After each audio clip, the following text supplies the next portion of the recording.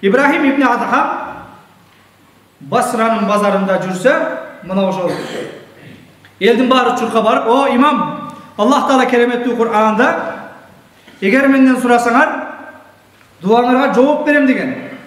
"Вакала раббукум удуни астажиб лакум."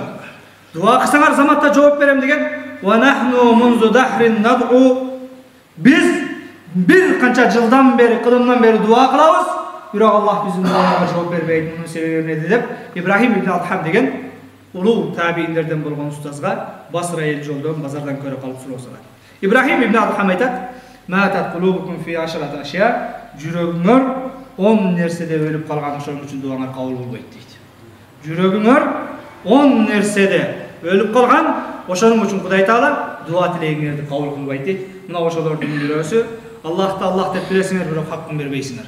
Пайгамбарды пайгамбар дейсиңер, бирок пайгамбардын сүннөтү менен жашабайсыңар. Шайтанды душман дейсиңер, бирок достун ишин кылып шайтан менен биргесиңер. Бейиштен үмүтүңөр бар, бейишке даярданбайсыңар. Тозоктон коркосуңар, бирок кылган ишиңер тозоктун төрүнө апара турган, арамдан акча тапмай, казино ачмай, мына ошо өзүңөр гана арам жеп тым болбостон, силердин колуңардан пенсия алган, пособие алган кээ бир инсандарды дагы арам менен азыктандыруу менен алексиңер, кантип силердин дуаңар кабыл болсун деп Ибрахим ибн Адхамдын айткан сөзү бар.